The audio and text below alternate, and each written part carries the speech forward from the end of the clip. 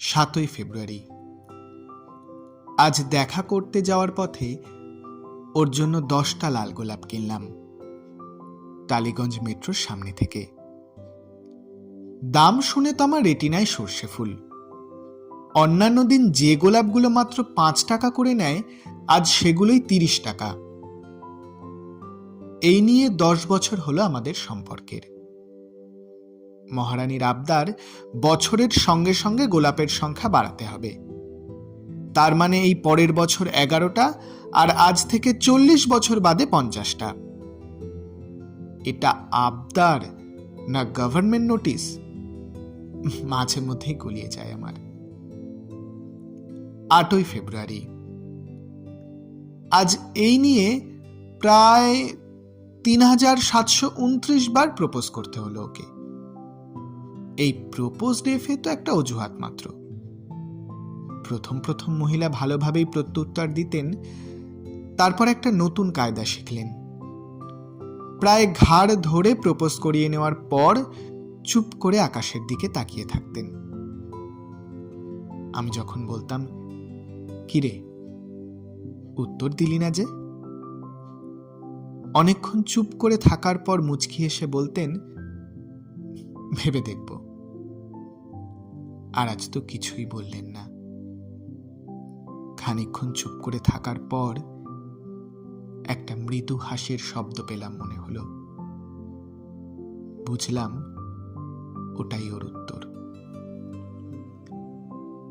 9ই ফেব্রুয়ারি। Chocolate নিয়ে হ্যাংলামোর একটা limit থাকে। একবার অটোয় করে যেতে যেতে একটা বাচ্চা ছেলের ক্যাডবেরিতে টুক করেই ভাগ বসিয়ে দিয়েছিলেন ভদ্রমহিলা। ব্যাস, তারপর কি কাণ্ড! লোকের খিদে পায়, কবিতা পায়, আর ওনার চকলেট পায়। তবে মোটা হয়ে যাওয়ার ভয়ে কখনোই নিজের টাকায় কিনে খান না।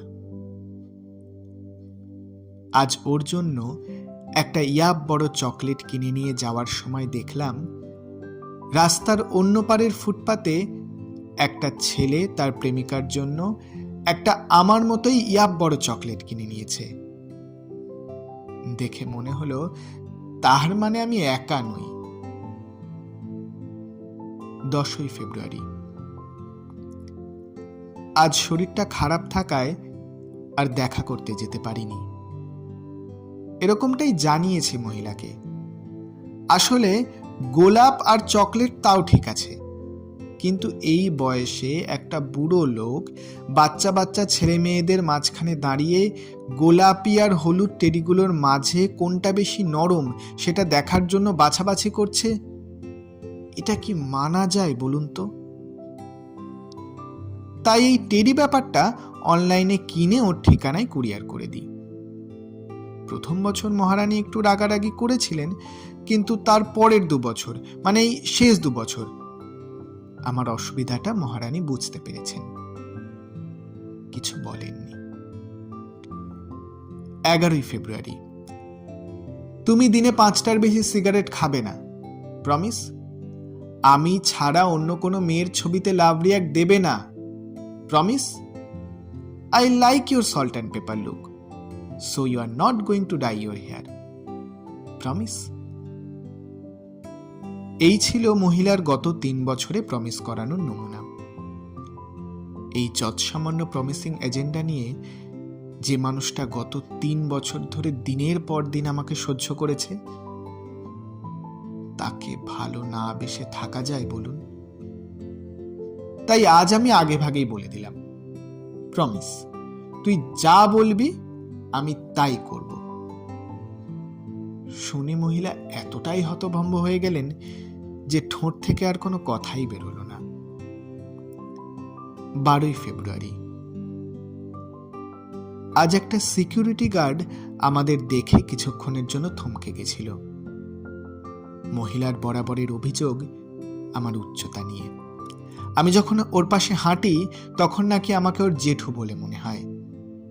আমাকে জড়িয়ে ধরলে নাকি ওর মনে হয় উনি পাহাড়ে ওঠা প্র্যাকটিস করছেন। আজ ভদ্রমহিলাকে জড়িয়ে ধরতে হলো একটা বিশেষ কায়দায়। অবশ্য আর কোনো উপায়ও ছিল না। ঠিক সেই সময় ওই সিকিউরিটি গার্ড ভদ্রলোক এসে হাজির। উফ, আর সময় পেল না আসার। 13ই ফেব্রুয়ারি। এই ব্যাপারটা না ভীষণ ব্যক্তিগত, তবু আজ পর্যন্ত যতবার ভদ্রমহিলাকে চুমু খেয়েছি মনে হয়েছে বুকের ভেতর কেউ দামামা বাজিয়েছে। আজও তার অন্যথা হলো না। শুধুমাত্র সিকিউরিটিটা এসবের মাঝখানে এসে পড়ে আরো একবার আমাদের দেখে অবাক চোখে তাকিয়ে রইল। কাউকে বোধহয় আগে এভাবে চুমু খেতে দেখেনি। কি করব? মহিলা যে মাটির নিচে কফিনের মধ্যে দিব্যি শুয়ে আছেন, চুমু খেতে গেলে আমাকে তো ঠোঁটটা মাটিতে ঠেকাতেই হবে। 14ই ফেব্রুয়ারি। গতকাল জড়িয়ে ধরার পর মাটি থেকে উঠে দেখি আমার সমস্ত জামায় ধুলো লেগে আছে। এই সিকিউরিটি গার্ড ভদ্রলোক নির্ঘাত আমাকে পাগল ঠাউরেছেন। অনেক লোকের মুখে শুনেছি যার কেউ নেই তার ঈশ্বর আছেন, তবে আমি মনে করি যার কেউ নেই তার অপেক্ষা আছে, আর এই অপেক্ষাই পারে সারা জীবনের মতো আলাদা হয়ে যাওয়া দুটো মানুষকে এক আকাশের তলায় সামনাসামনি দাঁড় করিয়ে দিতে। গত 8 মাস ধরে তুমি আমার পাশে নেই, কিন্তু আমার থেকে অনেক দূরে মাটির নিচে যে তুমিটা চুপ করে শুয়ে আছো, আমি জানি সে অপেক্ষা করছিল এই 7টা দিনের। এই 7টা দিন কারোর চোখে লোক দেখানো, কারোর চোখে আদেখলাপনা, কারোর চোখে কলোনিয়াল হ্যাংওভার। আমিও মাঝে মাঝে বিরক্ত হতাম এই 7টা দিন আসলে, কিন্তু আজ তুমি যখন আমার পাশে নেই তখন বুঝতে পারলাম এই 7টা দিনের মাহাত্ম্য।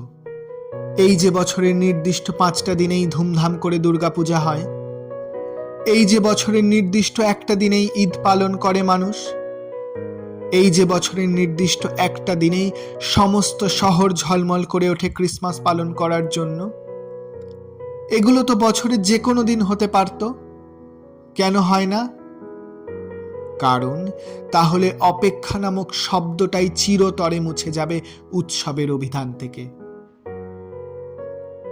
আমরা যারা ভালোবাসাকে একটা ধর্ম হিসাবে মেনে নিয়েছি, তাদের কাছে এই 7টা দিন একটা ধর্মীয় উৎসব। ছোটবেলা থেকে আমি কোনোদিন ডায়েরি লিখিনি।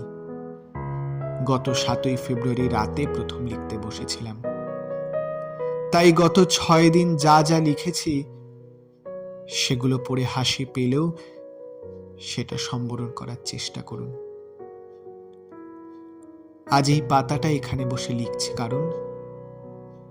কারণ তোমার ইচ্ছে ছিল আমায় প্রেমপত্র লিখতে দেখার।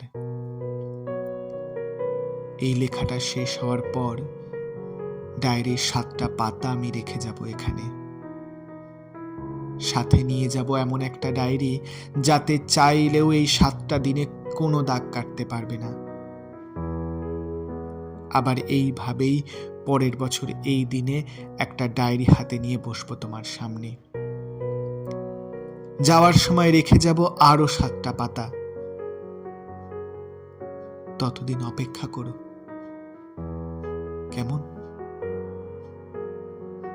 By the way, security guard ভদ্রলোকের সাথে আজ ঢোকার মুখে দেখা হলো। কাল ওইভাবে কফিনে ঠোঁট ঠেকিয়ে রাখার কারণটা জানার পর টানা 5 মিনিট আমাকে জড়িয়ে থাকলেন। তুমি ছাড়া কেউ প্রথম আমায় এতক্ষণ জড়িয়ে থাকলো। হিংসে হচ্ছে না তো?